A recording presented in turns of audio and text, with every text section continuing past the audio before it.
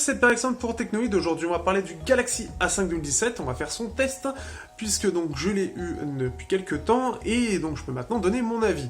Donc c'est un smartphone qui coûte à peu près un peu plus de 300 € à l'heure actuelle. On peut le trouver à peu près vers les 320 €, qui en gros remplace bien sûr le A5 2016. Il y a des choses qui sont plus performants et d'autres qui ont un peu stagné, voire un petit peu...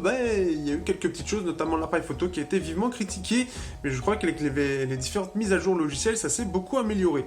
Donc en gros, là on se retrouve avec un Exynos 7880, on est avec du 5.2 pouces AMOLED comme à son habitude, un appareil photo 16 mégapixels, et là le nouvel avantage de passer à l'USB type C, quelque chose que Samsung avait un petit peu de mal à faire, même avec le S7. On a droit aussi au haut-parleur qui est maintenant sur le côté, ce qui est assez étrange, mais surtout il est passé IP68 et c'est quand même assez rare dans ce type de gamme. Donc des choses assez intéressantes, et Samsung commence vraiment à avoir un rapport qualité-prix très intéressant, même face à la concurrence, quand on regarde ce qu'il y a en France. Bien sûr, ne me parlez pas du OnePlus 3T, ça reste un peu quelque chose de particulier, notamment au niveau du marketing, donc ce qui fait que ça entre pas forcément en compte, mais quand on regarde avec tout ce qu'il y a en Snapdragon 625, etc., eh bien, il fait pas le figure, au contraire, le rapport qualité-prix s'améliore, et ça c'est une bonne chose de Samsung, quelque chose qu'ils ont compris. Donc on va voir un petit peu, mais c'est en tout cas c'est un smartphone qui m'a plutôt plu, à part le design avec l'appareil photo qui pour moi au terme de design, je trouve, enfin même là j'ai envie de le dire, pour moi il y a une erreur parce que je trouve que ça fait pas beau, ça fait vraiment tout petit, ça fait un peu cheap.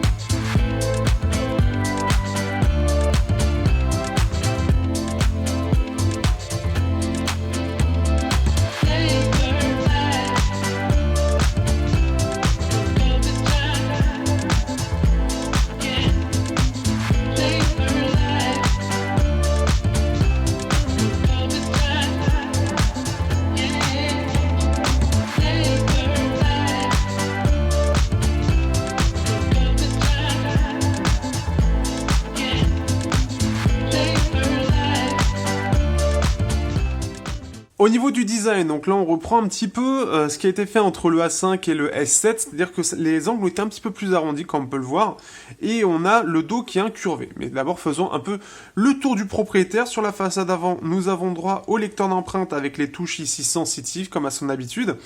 Nous avons droit ici au capteur de luminosité et de proximité. Nous avons droit donc bien évidemment aussi au parleur, Samsung qui est en haut et l'appareil photo avant. Sur le côté, nous avons droit, sur le côté droit, au bouton Power, avec cette fois-ci le haut-parleur qui est présent. C'est ça qui est assez étrange sur ce téléphone, c'est vraiment le haut-parleur pour le coup qui est sur le côté. Une petite nouveauté de chez Samsung. Sur le haut, on a le micro ambiant avec ici la SIM, donc c'est du micro SIM et carte SD. Donc ça, c'est plutôt bien si vous voulez prolonger donc la mémoire. Le bouton volume, enfin les deux boutons plus et moins. En dessous, on a l'apparition de l'USB type C, donc la disparition ici du haut-parleur. Ici, les bandes comme en haut pour les antennes, le jack et le micro principal. Au dos, pour terminer, nous avons droit à l'appareil photo 16 mégapixels, le flash. Alors le flash qui lui est simple flash, c'est pas du double flash apparemment. Samsung et bien sûr toutes les inscriptions. Et bien sûr, ça prend ça et comme je voulais le montrer, c'est justement les côtés sont incurvés. Première chose, ayant eu aussi récemment encore une fois le A5 2016 dans les mains à côté de celui-là, le A5 2016 fait mieux. Là, on a quelque chose qui est un peu plus fun, un peu plus funky, j'ai envie de dire, que le A5 2016. Pourquoi ? Parce que, comment dire, déjà, ça fait moins sympa. Le côté plus arrondi, ça fait moins sérieux aussi. Et je trouve que, justement, ça joue beaucoup sur le téléphone en lui-même, puisque le A5 2016 faisait vraiment très professionnel dans l'idée, faisait vraiment très sérieux. Là, on est quelque chose, même avec la couleur, qui fait juste plus fun, plus léger, on va dire, en termes d'image. C'est un peu particulier, mais c'est un petit peu ça. On peut quand même noter au niveau de la prise en main qu'on a quelque chose qui est assez sympa, notamment dû à ce dos arrondi. On a toujours ce 5.2 pouces, on a quelque chose qui reste assez, pas imposant en soi, mais un peu pareil que le A5 2016, puisque on a l'apparition du IP68 aussi, qui fait que ça donne un petit peu, enfin j'ai l'impression que ça donne un petit peu d'embonpoint au téléphone. D'ailleurs on peut voir que le USB type C n'est pas centré, donc à mon avis ça c'est au niveau des joints qu'il doit y avoir autour de l'écran, ça doit jouer aussi. Il y a une amélioration aussi au niveau du lecteur d'empreintes. Alors, la première fois que je l'ai enregistré, je l'ai trouvé pas terrible, mais là maintenant, en fait, après l'avoir réenregistré, au final, c'est pas si mal que ça. Donc ça, c'est des choses qui qui a dû avoir des mises à jour qui ont dû améliorer ça, mais au départ, j'étais pas emballé. C'était assez étrange, hein, parce que je trouvais qu'il était un peu comme le A5 2016, et au final, là, après avoir réessayé récemment, ça fonctionne bien. Donc, en soi, il y a peut-être un petit rodage à faire du lecteur, c'est quand même bien meilleur que le A5 2016 qui était vraiment pas bon là-dessus. Donc ça, c'est la petite chose. On peut noter aussi que vu qu'il a pris un petit peu d'embonpoint, il y a aussi l'appareil photo qui ne dépasse plus. Mais comme je l'ai dit un petit peu juste avant, c'est que avant on avait un appareil photo qui était un peu plus gros et qui faisait assez bien. Il ressortait aussi un peu. Là, on a un appareil qui ressort pas, donc ça c'est plutôt bien au niveau de la lentille. Par contre, le problème c'est que il est tout petit. Quand on regarde tout l'appareil, il est vraiment tout petit et je trouve que justement il est vraiment un peu trop petit et ça le rend cheap. En fait, ça rend le dos cheap et on a l'impression d'avoir un smartphone pas cher dans les mains. C'est vraiment l'impression que ça me donne. En plus, avec la couleur, ça aide pas du tout. D'ailleurs, la couleur, c'est censé être du bleu. Je vous avoue que selon comment on est à la lumière, on a l'impression d'avoir du gris plus que du bleu. Ce qui fait que c'est un peu bizarre comme couleur. Et qui divise beaucoup. Il y en a qui aiment pas du tout, il y en a qui aiment bien. Moi, je fais partie des gens qui... Je suis pas super emballé par la teinte en elle-même, mais ça me dérange pas. On peut voir d'ailleurs avec Samsung, on peut voir quand même que c'est bien gris-ci, mais sans le Samsung, on a des doutes quand même. Hein. Est-ce que c'est du bleu, est-ce que c'est du gris? On a un mélange des deux qui est assez étrange. Qu'est-ce que je peux dire de plus? Ah oui, alors j'ai dit en fait au début. Alors ce qu'il y a, c'est que ici en fait vous avez le port SIM, mais ici vous avez le port SD. C'est très étrange. Je ne comprends pas. C'est-à-dire que vraiment on a deux ports séparés pour les deux trucs. Alors, est-ce qu'ils étaient vraiment obligés? Je ne sais pas. Pour le coup, est-ce qu'ils auraient pu faire peut-être quelque chose de plus long pour avoir tout en longueur? Mais je vous avoue que c'est assez étrange. Et quand on ouvre en fait un des deux, on se dit ah tiens, il n'y a pas de carte SD, ou ah tiens, on met où le port SIM? Et qu'il faut chercher, il faut savoir qu'en gros on a deux entrées, deux choses à déclipser. C'est très particulier pour le coup. Donc ça, voilà.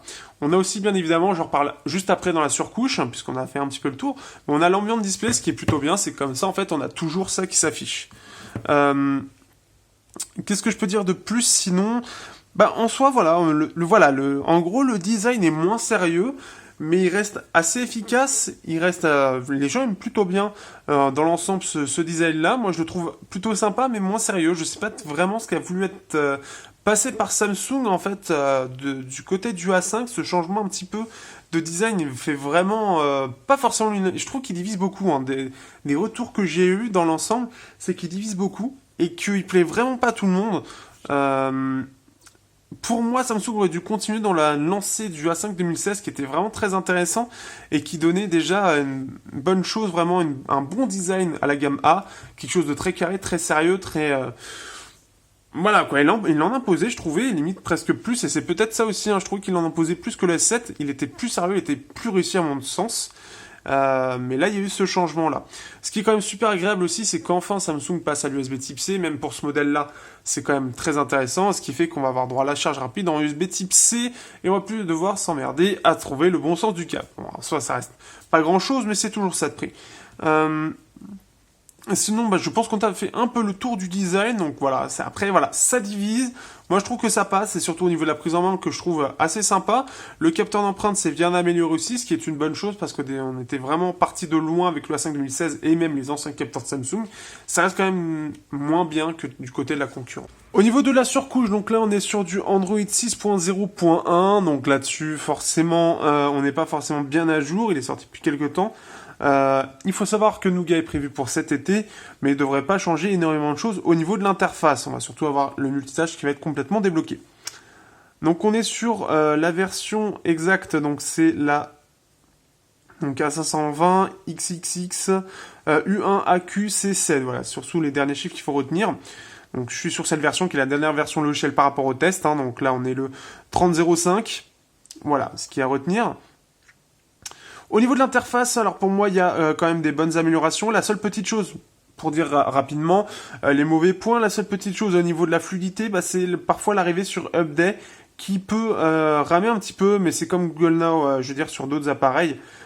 Qui sont pas forcément bien, mais je trouve d'ailleurs que Update est très intéressant puisque justement il est bien pensé, puisque en fait toute l'idée de Update, c'est on a donc là par exemple ça vient de France Inter et qu'est-ce qu'ils font, c'est que ils prennent les points très importants et les résument très rapidement avec 2 ou 3 points qui permettent de dire bah voilà, est-ce que ça vaut le coup ou pas. Et je trouve ça très intéressant et on a plusieurs parties. Ici on a la partie un peu de tout.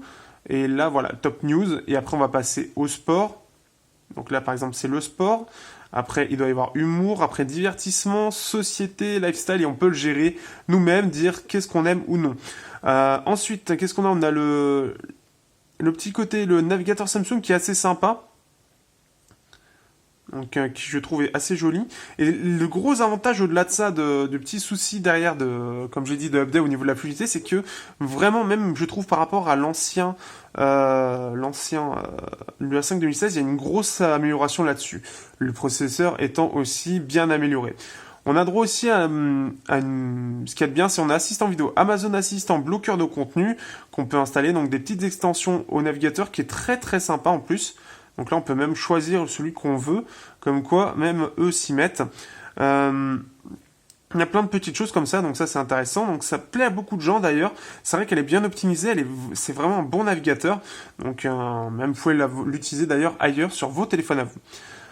Qu'est-ce que je peux montrer d'autre? D'ailleurs, on a quelque chose un petit peu à la Nougat. Enfin, là, ça s'est un peu amélioré, mais voilà, comme d'habitude. Ce qu'il y a de bien, c'est que le thème de base est plutôt bon. Là, je suis sur le thème de base et je le trouve assez joli. Bien évidemment, vous pouvez le changer, mais ça, c'est plutôt cool. On a, par exemple, ici. En gros, qu'est-ce qu'on peut montrer au niveau des applications? Donc Samsung, on a enregistrement vocal, email, Mi Fichier, Internet, Samsung Health pour tout ce qui est compteur de pas, etc. Quelque chose d'assez classique. Bon, moi, vous voyez que je l'utilise pas, hein, tellement je suis très sportif. Donc après, il faut se connecter à son compte. On peut créer d'ailleurs un compte Samsung via votre compte Google. Voilà un petit peu ce qu'il peut y avoir. Donc moi, partager, etc. Courses, on peut gérer différentes choses.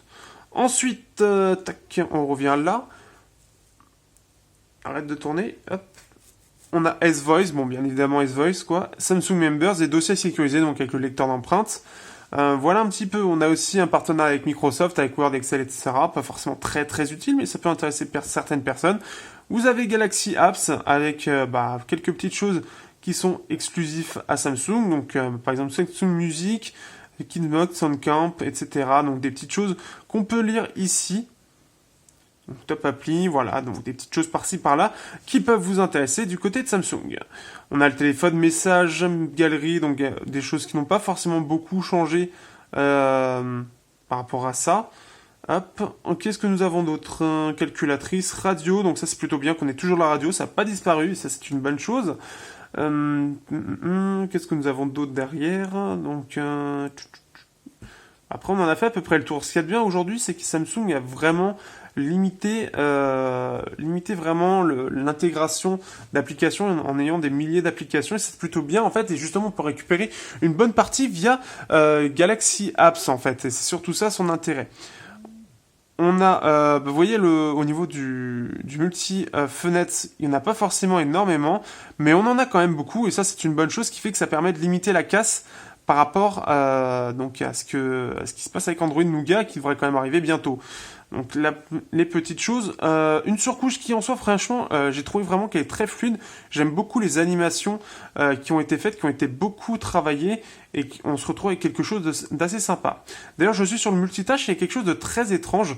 En fait vous voyez, donc vous avez les choses comme ça, et en fait je trouve que d'un coup en fait ça descend comme ça, c'est super bizarre, et j'ai beaucoup de mal à m'y faire. Mais on s'y fait très rapidement. En tout cas voilà un petit peu ce qu'on a. Mais en tout cas, comme vous pouvez voir déjà, c'est que c'est vraiment très fluide, ça reste assez épuré. On a un thème qui est assez sympa. Update, d'ailleurs Update, ça a l'air spécialement en Europe, hein, aux États-Unis, ils ont Flipboard de leur côté.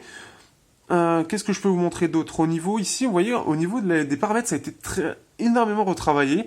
Donc on a la connexion ici, donc avec Bluetooth, etc. NFC, donc On a le NFC, position haute précision, donc c'est-à-dire qu'en plus je suis en haute précision, on va mettre comme ça. Le son, donc le son, là on a des petites choses, son intéressant, on va avoir qualité effet sonore qui peut être intéressant. Donc avec l'égaliseur, la gestion de basse et aiguë, convertisseur ultra haute qualité, surround, amplificateur tube pro, donc là c'est tout un délire, et adapte ça, on y reviendra sur la partie son, mais assez intéressant d'ailleurs de ce point de vue-là. Nous avons ensuite affichage, qui est aussi un petit peu intéressant. On va voir le filtre de lumière bleue, donc là on va pouvoir le gérer en plus de ça, donc il va aller tendance vers le jaune un peu rouge, et on a pas mal de petits choix. On peut l'activer ou avoir une activation programmée, donc du coucher au lever du soleil par exemple. Ensuite, on a l'écran en mode basique, donc ça c'est ce qu'il y a de mieux pour avoir l'écran le plus neutre. Mais vous avez bien sûr le photo, le cinéma ou l'affichage adaptatif qui s'adapte selon l'ambiance aussi, alors selon la journée, selon est-ce qu'il fait jour, est-ce qu'il fait nuit, donc via la caméra ou le capteur de luminosité. On a un mode simplifié bien évidemment, donc si vous voulez avoir quelque chose pour des gens qui ont un peu de mal avec la technologie, eh bien vous avez ça, donc à peu près comme ce que vous avez d'habitude. Les icônes, vous pouvez choisir les icônes, soit vous mettez avec un cadre pour que ça fasse assez uniforme, soit icône uniquement, donc ça c'est une bonne petite chose aussi. La barre d'état, on peut gérer donc les notifications récentes, afficher le pourcentage de batterie ou non, donc laisser l'écran éteint dans la poche, etc. On a aussi quelques petites, voyez, des petites choses. Si jamais on cherche quelque chose, on ne sait pas où est-ce que c'est, ben on l'a ici. C'est plutôt une bonne chose d'ailleurs de proposer ça si justement les gens ne savent pas forcément où chercher. Donc là, ce qui est bien, on a toute la partie thème. Donc ça, c'est bien, c'est commencé à être enfin, c'était déjà bien intégré du côté de Samsung et ça s'améliore de plus en plus. Il y a beaucoup de choix et c'est de plus en plus agréable à aller chercher de nouvelles choses.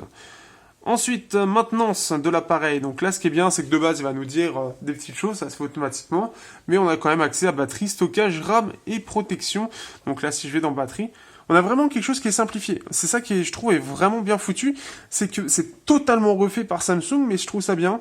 Avec le mode économie d'énergie, l'autonomie estimée, enfin, c'est totalement repensé. Et on a bien sûr, après, le petit côté basique ici.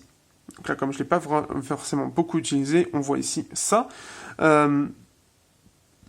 Avec voilà, des petites choses qu'on peut fermer par exemple. La RAM ici, on peut voir la RAM. C'est utilisé, on peut la nettoyer, quelque chose qui n'est pas forcément à faire, hein, je ne vous conseille pas, ça ne sert pas à grand chose, mais qui est possible. Ensuite, les applications par défaut, etc. Donc ça c'est plutôt sympa. Autorisation applications qui peuvent apparaître par défaut, etc. etc. Et on voit toutes les applications. Ici, Cloud, donc là on a Samsung Cloud, écran de verrouillage et sécurité, donc là on peut gérer en fait le mode de déverrouillage, paramètres verrouillage sécurisé, donc là on peut chercher, donc rendre le modèle visible, verrouiller la touche marche, réinitialisation, smart lock. On peut gérer ses empreintes aussi, les sources inconnues bien évidemment, après là c'est choses classiques, accessibilité, donc il peut y avoir des choses intéressantes comme la vue par exemple si vous êtes... Voilà, Voice Assistant, on a l'écran atténué, etc. On a ce genre de petites choses. On a l'audition, notification par flash, désactiver tous les sons, sous-titres Samsung, sous-titres Google, audio mono. Ça peut être des choses intéressantes hein, pour certaines personnes. Et vous avez dextérité et interaction, commutateur universel. Voilà, on a ce genre de choses, assistant menu, etc. Donc ça, c'est des choses qui pourraient être simplifiées pour tout le monde. On a là, bien sûr les mises à jour qui sont ici. Hop. Et voilà, propos et options de développement pour ceux que ça pourrait intéresser. Donc ça, c'est au niveau des paramètres.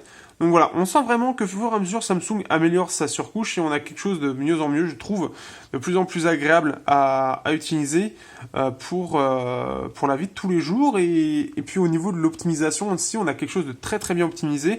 On se plaint beaucoup que Samsung, ça n'est pas fluide. Clairement aujourd'hui c'est faux, hein. C'est totalement faux. On a quelque chose qui est totalement fluide, comme on peut le voir ici hein, depuis tout à l'heure. C'est totalement fluide, à part peut-être ça, mais vraiment c'est la seule chose. L'appareil est vraiment réactif, il est fluide, il est agréable à utiliser. Donc il n'y a vraiment pas grand chose à lui mettre. Envers Samsung de ce côté-là, il n'y a vraiment pas beaucoup de défauts. Et ça, c'est plutôt cool. Reste le suivi, il faudrait que ce soit plus rapide, mais bon, ça, c'est comme pour tout le monde. Néanmoins, Nougat arrive, et ça, c'est une bonne chose. Au niveau de l'écran, donc là on est sur un écran qui est AMOLED, un écran de 5.2 pouces en 1920 x 1080p. Donc déjà au niveau des angles de vision, on est sur quelque chose qui est très bon forcément.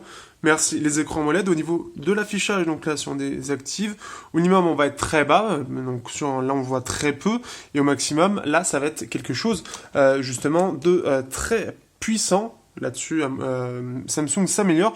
Donc ça, c'est plutôt une bonne chose. On va rebaisser pour avoir quelque chose de mieux à l'écran. Hop. Voilà, là, ça semble correct. Alors, après, ce qu'il faut savoir, donc on a un système de filtre bleu, quelque chose qui est de plus en plus répandu, comme vous pouvez le voir. Donc là, ça va être léger, mais on peut le régler en plus de ça. Donc soit au minimum, soit vraiment au maximum. Ça reste jaune avec une légère... ça commence à aller de plus en plus vers le rouge. Donc ça reste plutôt bon. Donc ça, c'est vraiment bien le soir, si, bah voilà, justement, soit pour reposer vos yeux, soit le soir pour mieux vous endormir. Ensuite, qu'est-ce qu'il y a d'autre? Vous pouvez gérer la police d'affichage, bien évidemment, si vous voulez que ce soit le plus minuscule possible, ou le plus gros pour quelque chose d'un peu mieux. Ensuite, vous avez le mode simplifié, donc ça c'est encore autre chose. Le cadre à 1, barre d'état, ça va être encore autre chose. Et ce qu'il y a de bien, c'est qu'on a derrière, en fait, quand on éteint l'écran, on a en fait ce système. Donc comme c'est un écran AMOLED, justement, seuls les pixels que vous voyez ici en blanc sont affichés. Donc il n'y a que eux qui sont allumés. En plus, c'est pas forcément sur la résolution maximale.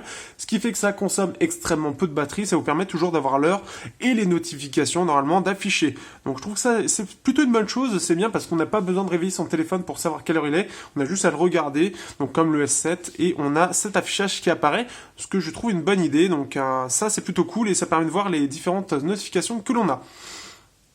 Donc ce qui fait que voilà, c'est un écran qui est plutôt réussi, donc pareil un écran AMOLED qui est bien géré, à savoir aussi, alors justement ça j'ai pas montré, voilà, on a aussi le mode d'écran bien évidemment, donc soit on a l'affichage adaptatif, donc qui va s'adapter à l'environnement pour avoir le meilleur affichage possible. Sinon, vous avez le cinéma, vous avez photo et bien sûr le meilleur, le basique, enfin le meilleur selon ce que vous voulez, le meilleur selon les, comment dire, pour avoir quelque chose qui soit le plus proche de la réalité, sauf que ça fait un petit peu terne. Vous avez un système d'équilibre des couleurs, là vous pouvez gérer en fait l'écran, donc c'est-à-dire si ça reste assez léger, donc c'est-à-dire si vous voulez que l'appareil soit plus, voilà, vers des tons un peu plus, ici on va dire, quel est le ton de couleur, ça fait un petit peu rouge, ici vous aurez quelque chose qui sera un peu plus vers les verts, et là, vous aurez quelque chose qui est un peu plus froid, un peu plus vers les bleus. Si par exemple vous faites ça aussi, vous aurez quelque chose qui sera vraiment plus bleu. Et si par exemple vous faites ça, bah là vous aurez quelque chose d'un peu plus vers les rouges. Ça reste très léger par contre, mais ça permet de gérer les tons de l'écran de couleur. Donc par exemple si on est en basique, par contre on ne peut pas le gérer, c'est que en affichage adaptatif. Donc ça c'est un petit peu dommage. Au niveau du son, donc en termes de jack, j'étais assez surpris. Puisque là on se retrouve avec... Hop, donc on va baisser un petit peu. Donc on se retrouve avec une jack qui est vraiment bonne, je trouve, qui s'en sort vraiment bien.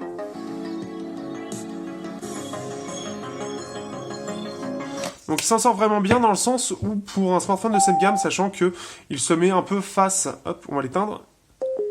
Il se met un peu face au Snapdragon 625, Kirin 650-655, ou encore le Helio P20. Il s'en sort vraiment pas mal du tout, je trouve, puisque la puce son est assez développée. Là où celle du 625 avec les casettes ZST était très limitée, là je trouve justement qu'elles prennent plutôt bien, c'est-à-dire qu'au niveau des basses, on va vraiment pouvoir les utiliser au maximum, et au niveau des aigus, c'est là où on va avoir un peu le petit souci, c'est que sur les aigus, avec des casques un peu de très bonne qualité, on va tendance à sentir que les aigus sont pas extraordinaires, on va perdre en détail. On sent que c'est moins précis, c'est moins détaillé, et qu'on commence à atteindre les limites de la puce. Néanmoins, elle s'en sort très bien, elle s'en sort beaucoup mieux que celle du Snapdragon 625, ce qui est une bonne chose. Donc il y a eu quelque chose il y a eu un travail de fourni de la part de Samsung pour le Exynos 7880 pour fournir une bonne puce. Ensuite, nous allons parler du haut-parleur, le haut-parleur qui lui est assez intéressant. Pour une petite chose, on va mettre plutôt ça, allez. Alors, il y a un truc qui est assez particulier pour le coup, c'est que le haut-parleur se trouve ici. Donc sur le côté ici, ici il n'y a plus rien en fait, et ils ont décidé de le mettre ici, Ce qui est plutôt une bonne chose d'ailleurs, puisque pourquoi pourquoi c'est une bonne chose? Tout simplement parce que en bas, selon que vous soyez droitier ou gaucher, ou selon comment vous tenez le téléphone, que vous le teniez à deux mains ou à une main pour faire tout faire, bah forcément votre petit doigt, si vous êtes comme moi, bah, va forcément boucher une entrée. Donc de toute façon, que ce soit d'un endroit ou un autre, ça peut gêner. Alors que là, ce qui est bien, c'est que c'est vraiment un endroit peu utilisé, et donc quand on va jouer, bah, on va être comme ceci, donc ce qui fait que ça va être plutôt bon. Voilà, c'est plutôt ça. Après, si les jeux qui forcent de ce côté-là, forcément, ça va être un peu moins bien, puisque là, par contre, on va être dessus. Mais dans tous les cas, en fait, normalement, si vous jouez comme ça, avec la rotation automatique, vous n'aurez pas de soucis, ce qui fait que ça devrait pas beaucoup gêner. Le haut-parleur en lui-même, on l'entend, il n'est pas extraordinaire, il est correct, mais c'est pas le meilleur haut-parleur du monde. Même en mono, on est sur quelque chose de très basique, avec ce côté toujours un peu aigu. On a quand même une dominance au niveau des médiums, par contre, les basses seront très peu présentes. Au niveau de la photo, alors là, ça a été un peu le smartphone qui a été un peu décrié au niveau de l'appareil photo, puisqu'il est moins bien que celui du A5 2016. En tout cas, c'est ce qui est dit un peu partout. Alors moi, j'ai pu faire un petit comparatif. En fait, c'est surtout au niveau de la gestion du lissage des photos, c'est-à-dire quand vous avez, par exemple, quelque chose de noir lisse, il va beaucoup mieux lisser la photo que lui qui va pas du tout lisser, ce qui fait qu'on a beaucoup de grains. L'autre chose, c'est qu'on a la perte de la stabilisation optique qu'on avait sur la 5 2016, qui était très bien, alors que là, on est sur une stabilisation qui est numérique. Ce qui fait qu'on est sur quelque chose de moins bien. Néanmoins, en photo, on peut faire des bonnes photos, je trouve. C'est mieux que ce que je pensais. Là, par exemple, bon, le focus est un petit peu derrière, ce qui fait que c'est un petit peu raté. Je sais pas si j'en avais fait d'autres. On a le focus qui est derrière, mais en termes de précision, donc vous avez bien sûr tout dans la description pour l'album photo, tout simplement pour voir un peu ce qu'il vaut. Mais je trouve qu'en termes de photo, on s'en sort plutôt pas mal. Alors celui-ci, par exemple, bah là on voit, c'est un petit peu flou, comme si j'avais bougé un petit peu. Ici, il n'est pas encore parfait. Mais néanmoins, on peut faire des très bonnes photos. Qu'est-ce que j'avais comme autre photo qui était plutôt pas mal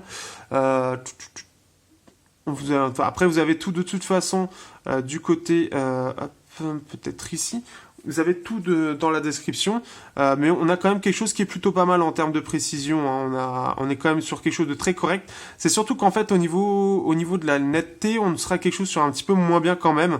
On sera sur quelque chose d'un peu en dessous, c'est un peu dommage. En intérieur, il aura tendance à faire des photos sombres. C'est assez étrange d'ailleurs, puisqu'on peut le voir ici. On est en pleine journée, plein soleil, et pourtant, on a l'impression que c'est assez sombre sur la photo, ce qui est pas explicable. Et donc, ce qui fait qu'il est un peu plus dommage. Je ne comprends pas du tout pourquoi. Là, c'est en intérieur, c'est là où en fait, il va surtout avoir un peu de mal à avoir quelque chose d'éclairé. Ensuite, si on regarde, qu'est-ce qu'on avait d'autre ici? Voilà, Watch TV, donc là un peu sombre aussi, et on peut voir que là le grain commence à bien apparaître, et au niveau des détails de la photo, pourtant avec une ouverture en 1.9, bah, c'est pas terrible, on est sur du 16 mégapixels pourtant, mais c'est vrai que l'appareil photo, il est vraiment correct. Mais par contre, bah, avec le fait qu'il manque en fait la stabilisation, donc là non, c'est pas du tout des photos. On va aller dans album photo, appareil photo, voilà. Ce qui est vrai en fait, c'est que vraiment en fait la perte de la stabilisation optique du A5 2016 bah, change pas mal de choses. Du fait que j'ai l'impression que au niveau du développement, il y a eu quelque chose qui manque, et ce fait qu'on aura tendance à vite flouter, si on tremble un petit peu des mains, à vite flouter la photo. Donc je trouve ça dommage. Ce qui fait qu'on peut quand même faire des bonnes photos, mais c'est pas aussi bien que le A5 2016, honnêtement. Par contre, au niveau des couleurs, ça reste mieux. C'est ça la différence, c'est qu'au niveau des couleurs, le respect des couleurs est meilleur sur le A5 2017 par rapport au 2016. Donc voilà un petit peu. À savoir aussi qu'en vidéo, là aussi, par contre là c'est au niveau de la concurrence, on est un peu en deçà de la concurrence si on regarde dans les paramètres, puisque on peut être que en Full HD. 30 fps, ce qui est un peu dommage pour le coup. On a que de la Full HD. Moi, je trouve ça étrange. Alors, ce qui est assez marrant aussi, c'est qu'on est en 16 mégapixels avec cet appareil-là. Pour autant, forcément, ça reste que des mégapixels. Ça représente pas forcément la réalité. Il s'en sort bien, mais c'est pas le meilleur appareil photo du monde. Donc, ce qui fait que là, si on regarde, là, on voit que avec la faible luminosité qu'il y a chez moi, il a beaucoup de mal à gérer en fait, à se stabiliser. Donc voilà, ça reste, c'est pas extraordinaire, mais bon, ça peut faire le travail, mais par contre, il faut plus de luminosité. Il a quand même un peu de mal en faible luminosité, pourtant il y a quand même un peu d'éclairage, mais ça semble pas suffisant. Vous verrez avec d'autres selfies que j'ai fait en pleine journée à mon travail. Vous avez quand même quelques petites choses. Vous avez aussi la partie pro. Donc alors moi je suis pas assez pro pour vous dire si c'est bien ou pas malheureusement. Le ton riche, donc là les HDR classique, la nuit, aliments, et puis en télécharger d'autres. Alors ça dépend selon l'appareil, il y en a plus ou moins. Là il y a que deux autres, Animated GIF et Sports Shots. Donc bon voilà, c'est les petites choses comme ça. Mais voilà, un appareil qui est plutôt bien, mais qui a tendance, enfin il faut s'y reprendre quand même à plusieurs fois pour pouvoir faire une bonne photo, parce que comme vous pouvez le voir, parfois il y en a quelques-unes qui sont floues, et le traitement qui lui est quand même moins bon que celui du A5 2016. Et d'ailleurs c'est pas très compréhensible pourquoi le traitement est plus léger, soit pour avoir un aspect un peu plus naturel, soit parce que peut-être que le capteur est moins bon et qu'ils ont privilégié le côté IP68 de l'appareil. Au niveau de l'autonomie, donc là on est sur un écran, donc le 1080p, l'Exynos 7880, on a la charge rapide aussi, ça c'est la chose à savoir, on a la charge rapide adaptative fast charging du Samsung, donc comme le S7, et donc on a une batterie de 3000 mAh, donc ça fait pas beaucoup en soi, et pourtant il s'en sort plutôt bien, puisqu'on peut voir là en 4G H+, je suis à 74% avec 2 heures écran allumé, donc en gros j'ai pu faire avec beaucoup de jeux. Si je retrouve ici, donc non ça devait pas être là par exemple je suis à 3h34, il me reste 50% encore. Ici, avec 1h37 de Clash Royale quand même. Ici, donc 5h44 et j'avais fait 1h42 de Clash Royale. Donc on est, il me reste encore 14%, je suis quand même à 5h44, donc je peux faire encore facilement 1 heure. Donc 6h44 avec presque 2 heures de jeu, c'est quand même pas mal du tout. Hein. Ça veut dire que clairement, il se débrouille très très bien. Qu'il a une très bonne autonomie. C'est même d'ailleurs un des processeurs là-dessus qui est le plus économe, avec le Snapdragon 625. Je te dirais même lui qu'il est encore plus économe pour le coup. Il s'en sort très bien. Par contre, la petite chose là où il consomme un petit peu, c'est plus du côté de la veille où j'ai l'impression qu'elle consomme un peu.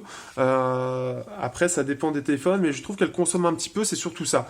Mais par contre, en une journée, on peut facilement, donc là, on peut facilement faire 6 heures, comme on peut le voir, vraiment facilement. Certains atteignent même 9 heures. Moi, comme j'ai fait beaucoup de jeux lors de la période de ce test, forcément, j'étais plus au niveau des 7-8 heures, mais on peut faire jusqu'à 9 heures écran allumé avec une batterie de 3000 mAh. C'est quand même très bien, c'est très très bien. Donc là, Samsung a vraiment bien géré sur cette partie-là. Ça, c'est plutôt cool, et surtout avoir le chargeur rapide, le fast charging en plus de ça, c'est plutôt cool. Donc là-dessus, il reste assez vraiment très bon. Donc j'imagine même pas avec une batterie de 4000 mAh, en espérant qu'un jour Samsung le fasse, et ça en ferait vraiment un tueur pour le coup. Mais clairement, pour 3000 mAh, faire 9 heures, c'est très très très bien. Il fait partie des meilleurs, des plus optimisés, et parmi les meilleurs smartphones en termes d'autonomie. Il est pas très très loin du Moto Z Play qui lui a 3500 mAh. Donc ici on est sur un Exynos 7880, comme je l'ai dit un petit peu plus tôt. Donc c'est un octo-cœur Cortex A53, donc les cœurs basse consommation. Donc octo-cœur 8 cœurs Cortex A53 qui sont donc à 1,75 GHz si j'ai bien vu. Voilà, donc 7880, on peut le voir ici. Il était déjà utilisé sur le J7 2016, il est réutilisé aussi sur celui-là. Et clairement, en termes de score, il n'a rien envie au Snapdragon 625 ou au Helio P20, qui sont ses principaux concurrents, puisqu'on fait 800 et 4287. Donc c'est un très bon score, donc 800 dans la moyenne. Je sais pas s'ils ont mis, non, ils ont toujours pas mis de Snapdragon 625 dans les trucs, donc ça c'est un peu dommage. Mais en gros, on est aux équivalents de ce qu'on trouve sur du Cortex A53 et 4287, donc là on est très bon, puisqu'on est au-dessus d'un Snapdragon 820 ou Exynos 7420, et donc on fait à peu près autant que par exemple le Moto Z Play fait aussi sur 7.0, lui 4200, 4006.0, ce qui en fait un très bon score. Le Helio P20 lui faisant un petit peu moins, puisqu'il fait 3800. Donc là-dessus, pas de problème du tout, sachant que lui, c'est un vrai octo-cœur, hein, donc 8 cœurs qui tournent selon leurs envies, comme ce que propose globalement Mediatek, mais ça a tendance un peu à changer, donc ce qui fait que c'est pas mal du tout, surtout qu'il a tendance à être très économe et pourtant assez réactif, donc ça c'est plutôt cool, on peut le voir là-dessus, il n'y a aucun problème, et surtout multicore, voilà, c'est plutôt bon, c'est bien mieux que le 7580 qui était en 28 nanomètres, on a une bonne évolution, et on est dans la moyenne de ce que proposent des milieux de gamme à peu près en même prix, donc là-dessus Samsung a bien comblé son retard. On se retrouve sur donc Manhattan 3 points, donc sur GFX Bench, le longue performance Manhattan 3.1 avec... Donc là on est sur un Mali T830 MP2 ou MP3. On va vérifier ça au niveau des scores, c'est même MP3, oui. Donc là on est sur un score de 560 et selon si ça chauffe ou non, il redescend à 442. Donc après ça fait un dent de scie et il consomme, donc là on peut voir 65, c'est un 12%, donc c'est pas extraordinaire, mais ça reste plutôt correct. Si on compare... Ici, hop, on va comparer ici. Donc, on va comparer... hop, on peut voir d'ailleurs que l'autonomie est plutôt bonne puisqu'on fait à peu près du 4 heures, ce qui est plutôt pas mauvais du tout d'ailleurs. Donc c'est-à-dire que comme on l'a vu, il consommait pas beaucoup, hein, donc c'est vraiment pas mal. Donc 442, donc là on est au niveau du donc Mali T880 MP4 du Honor 8, donc ce qui fait que c'est pas mal du tout pour le coup. Et comme quoi, ça rend pas les benchmarks sont pas forcément pareils que dans les jeux, donc ça on verra ça juste après. On peut voir qu'on fait pareil que le Snapdragon 625. On va voir un peu plus bas, Huawei Nova aussi, donc forcément 625. On fait à peu près pareil que le Vernetor, alors lui il est en 720p je crois. Lui il misait en 400, donc ça c'est normal aussi. Si on regarde, c'est du côté de Honor. On va mettre directement Honor, on va voir combien il fait. Honor. Honor 6X, donc lui par contre c'est du T830 MP2, donc là on est sur du MP3, donc on fait bien mieux. Et on peut voir ici, donc on fait vraiment mieux du coup. Et ça c'est plutôt cool, hein, donc ça veut dire vraiment que ça gère mieux. Et gère aussi, par contre, le Honor 6X fait mieux, forcément la partie graphique étant plus petite. Ce qui en fait donc une puce graphique qui est dans la moyenne des milieux de gamme actuels, hein, donc dans les 300 €, c'est tout à fait normal pour le coup. Donc là, pareil, ça comble son retard et on est quand même aussi bien que la concurrence. Forcément, si on compare à OnePlus, c'est pas forcément égal dans le sens où il n'y a pas du tout de marketing derrière. Néanmoins, donc par rapport à ce qu'on trouve avec donc le Moto Z Play ou encore le Asus, les Asus Zenfone 3 ou encore le Zenfone 3 Zoom S qui sort à l'instant, pareil, hein, c'est quand même assez proche. Le Yumi Plus E qui utilise le Helio PV1, si je dis pas de bêtises, lui il est en 406 frames. Qu'est-ce que nous avons d'autre si on va un petit peu plus bas? Il est meilleur que quoi? Le Verne Apollo, mais lui en 2K avec le Helio X20. Meizu Pro 6, lui il a 317, donc il se bride pas mal lui. Huawei P8 Lite 2017, donc 309, il est en dessous. On a le Snapdragon 430 avec le Wily Fox Swift 2X à 302, donc il reste au-dessus aussi. Donc ce fait que ça se défend plutôt bien, surtout pour un Samsung, hein, c'est quelque chose qui vaut assez cher par rapport à la concurrence, parce qu'il y a derrière la marque que l'on paye, et pourtant il est pas si mal que ça, il s'en sort plutôt bien, ce qui fait que c'est plutôt cool, hein, c'est-à-dire que ils ont bien choisi au niveau de la puce, ça reste plutôt pas mal. Là on voit le MX6 avec 511 frames, donc il fait quand même mieux. Redmi Pro 500, qu'est-ce que nous avons d'autre de connu, parce qu'après il y a de la 2K, on va essayer. Là on a le J7 2007 justement qui fait le même score puisque c'est la même puce, mais ce qui fait que voilà, c'est un score qui est vraiment pas mal pour le coup. Donc là Samsung a plutôt bien choisi sa puce et ce qui fait qu'elle est plutôt performante, en tout cas en benchmark. On va voir juste derrière la mémoire et on va voir ensuite en jeu ce que ça vaut.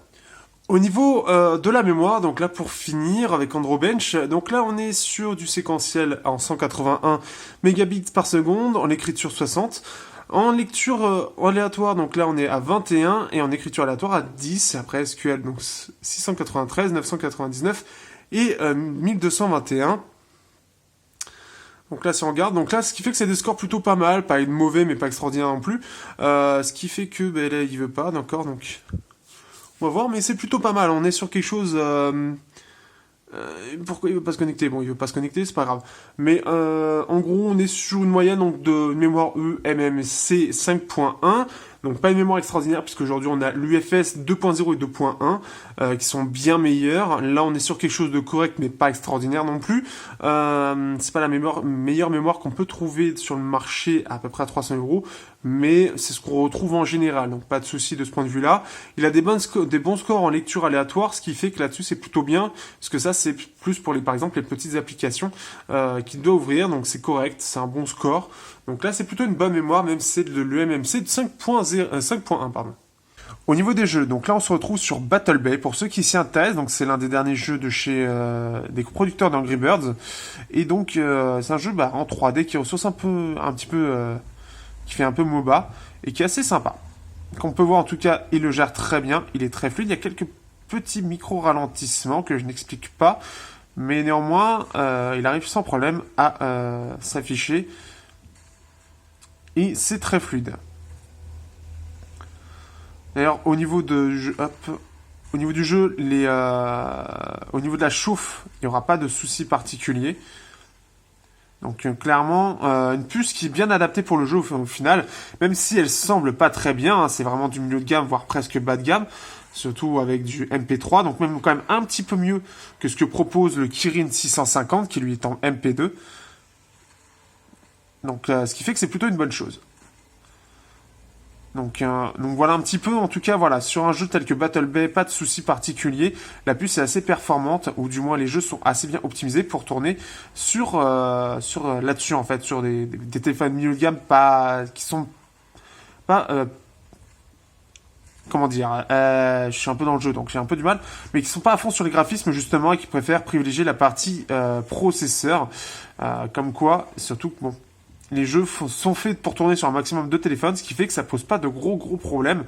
Et c'est quand même assez cool de pouvoir jouer à peu près à tout le jeu, même si c'est pas le smartphone le plus puissant. Donc au niveau, cette fois-ci on va parler donc de Space Marshal, qui est un jeu 3D aussi assez sympa, que je vous conseille. D'ailleurs j'en avais fait une petite vidéo. Bon là, j'ai un petit peu du mal avec... ce côté un peu, tactile, je préfère la manette, mais un jeu, voilà, pareil, qui demande quand même un petit peu de ressources, comme vous pouvez le voir, et qui ne cause pas de problème particulier. Par contre, je suis assez mauvais pour le coup.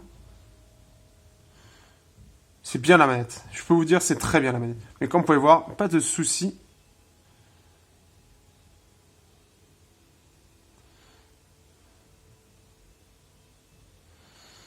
Là, pas de souci, hein, bien évidemment, on peut le voir que c'est bien fluide, c'est propre. Par contre, avoir deux fusils à pompe en attaque, c'est un peu con. Mais voilà un petit peu, et on passe au dernier jeu pour montrer un peu ce que ça vaut. On va parler un petit peu maintenant de Hungry Shark, et donc là, c'est par contre un jeu qui est un petit peu plus axé CPU que GPU, dans le sens où il a pas mal de petits poissons à gérer, et ce fait que les CPU un petit peu limites ont un peu du mal, notamment quand il fait apparaître. Après, c'est souvent sur tous, mais c'est plus ou moins visible selon les téléphones. Là, on peut voir en tout cas que pour l'instant, ça gère plutôt bien. Ce qui est bien aussi, c'est que voilà, le processeur est gravé en 14 nanomètres, ce qui fait que on n'a pas trop de soucis du côté de la chauffe, et surtout vu... non, si je peux le manger, on est surtout en 14 nanomètres avec du Cortex A53, ce qui fait que là-dessus c'est plutôt bon. Qu'est-ce que je peux dire d'autre? C'est surtout aussi que la puce graphique, qui est un Mali T830 MP3, ne consomme très peu, et même justement a tendance à très peu chauffer, ce qui est une bonne chose. Donc ce qui fait que ça se ressent pas. D'ailleurs là actuellement, en passant sur les 3 jeux, il chauffe pas du tout. Donc ce qui fait que là-dessus, pour ceux qui sont un peu chiants là-dessus, dans le sens où ils aiment pas trop que le téléphone chauffe, là-dessus le A5 est vraiment très très bon de ce point de vue-là. Même le A5, le P8 2017 avait tendance à un peu plus chauffer, comme quoi Samsung a bien géré de ce point de vue-là. D'ailleurs, même au niveau de la consommation, le Mali T830 consomme très peu, ce qui fait que même au niveau de la batterie, comme on l'a vu ça avec les 430 minutes, eh bien, il va gérer sans problème au niveau autonomie sur les jeux. Donc, ce qui fait que même pour ceux qui aiment jouer longtemps, là-dessus, il sera aussi assez endurant. Donc, que pourrait-on penser de ce Samsung Galaxy A5 2017 Il est plutôt pas mal, hein. Ce qui est déjà bien, je trouve, c'est que Samsung a fait un gros effort, et maintenant on est plus ou moins à ce que propose la concurrence, voire parfois un peu mieux, déjà au niveau de l'autonomie. Ce qui est bien, c'est que leur processeur, le 7880 Exynos, il y a un grand pas en avant, on est sur du 14 nanomètres, et on est face au Snapdragon 625 Helio P20, qui même est mieux que le Kirin 650. Pour 300 balles, c'est quand même plutôt pas mal, surtout qu'il y a pas mal de smartphones qui utilise ce Snapdragon 625, ce qui fait que déjà en termes de puissance, on est à peu près dans le juste milieu, comme les 3 Go de RAM d'ailleurs, et les 32 Go de RAM aussi. Ce qui est bien, c'est qu'on a l'USB-C, on a la charge rapide, ce qui n'est pas forcément sur tous les téléphones qu'on a dans cette gamme. On a l'IP68 qui est très rare dans cette gamme, donc ça déjà c'est les bons ajouts. Après sur la 5 2016, je préfère le design, mais ça c'est encore autre chose, c'est un peu subjectif. Au niveau de l'écran, on est toujours sur quelque chose de très bien, les finitions aussi.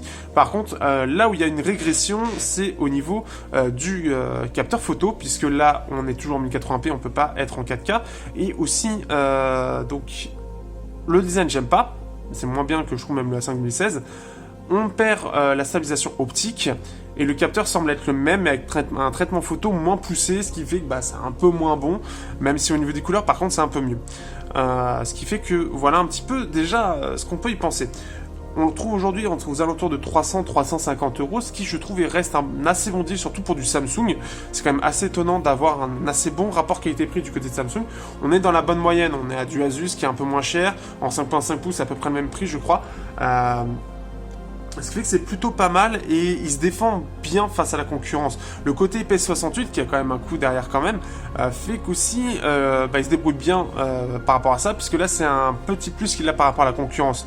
La jack aussi par rapport au Snapdragon 625 est bien meilleure, donc on a ça aussi. Ce qui fait que globalement c'est plutôt pas mal. Le fait aussi d'avoir un écran AMOLED, c'est assez rare quand même, hein. C'est souvent des Samsung qui l'ont et pas beaucoup de concurrents. Donc, ce qui fait que c'est plutôt pas mal. Le lecteur d'empreintes, c'est pas encore parfait. On a quelque chose qui s'améliore. C'est parce que c'est le gros problème. Mais par exemple, je l'ai peut-être mal entré. On va essayer peut-être ce doigt-là. Non, bon, il veut pas. Il y a des fois où le truc, ça laisse un petit peu du mal. Je sais pas trop pourquoi. Il y a des fois où il va bien vouloir, d'autres non. Mais ce qui fait que c'est un smartphone qui, pour moi, globalement, est intéressant. Il n'a pas de gros défauts. Le lecteur d'empreintes est encore, pour moi, un peu capricieux. Ça dépend des moments.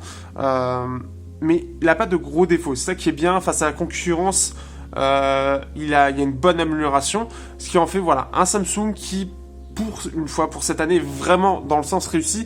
Celui de l'année dernière, déjà, l'était. Le 2016, l'était. Mais là, il va jusqu'au bout. Ce qui vient, c'est que là, même par rapport à la concurrence, il reste très correct. Donc, ce qui fait que, voilà, si vous cherchez un smartphone d'une marque connue, milieu de gamme, qui est à peu près bon partout, là, pour une fois, on peut vraiment conseiller du Samsung. Ça a un sens. C'est un sens et voilà, le rapport qualité-prix est vraiment pas mauvais, ce qui fait que voilà. Après, forcément, si on va chercher face à de la concurrence telle que Xiaomi, telle que OnePlus, etc., qui eux ont très peu en coût marketing, forcément, forcément, ces marques-là vont être plus intéressantes. Tout dépend de ce que vous cherchez derrière. Est-ce que vous cherchez un smartphone extrêmement performant, mais parce que vous allez sur Internet, parce que vous êtes renseigné, ou est-ce que vous voulez le téléphone que, vous voulez pas vous prendre la tête, vous voulez prendre un téléphone avec une bonne garantie très connue, etc. Et celui-là, justement, pourra répondre à ces exigences. Tout dépend de ce que vous cherchez. Et si vous voulez pas vous prendre la tête, celui-là correspondra très bien. Sur ce, je vous dis à bientôt pour un prochain test sur Technoid.